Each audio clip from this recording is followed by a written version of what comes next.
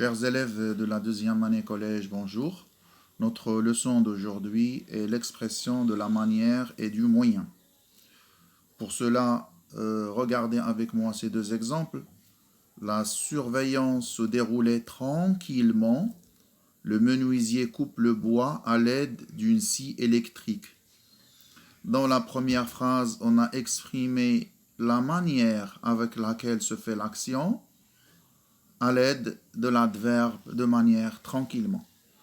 Dans la deuxième phrase, on a exprimé le moyen à l'aide duquel se fait l'action avec le groupe une scie électrique. Avec quoi le menuisier coupe le bois? Avec une scie électrique, c'est un moyen. Donc, le complément circonstanciel de manière indique la façon avec laquelle s'effectue l'action, la façon, tariqa.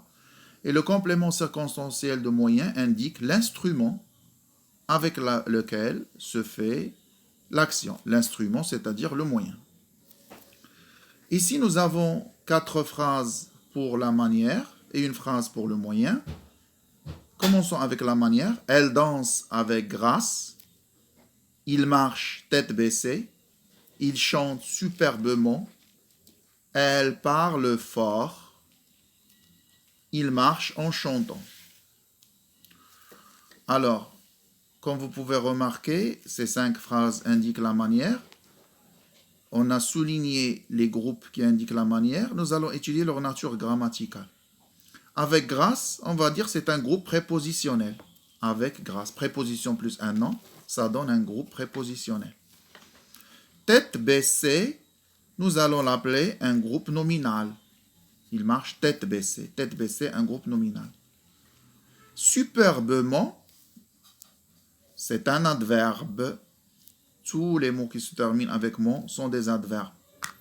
Elle parle fort. Fort, c'est un adjectif. Adjectif.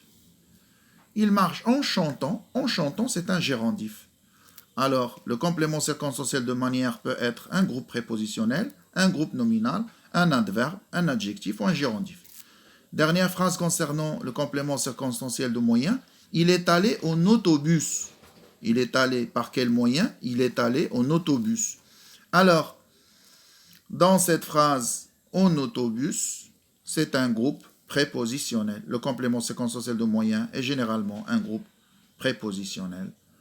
Alors, voici le résumé de la leçon. Rendez-vous donc avec les exercices que nous allons faire qui sont sur la page 307. Donc, lorsque vous allez recevoir cette vidéo explicative, par la suite, je vais commencer à recevoir vos questions. Après avoir bien compris, on va faire les exercices sur la page 307.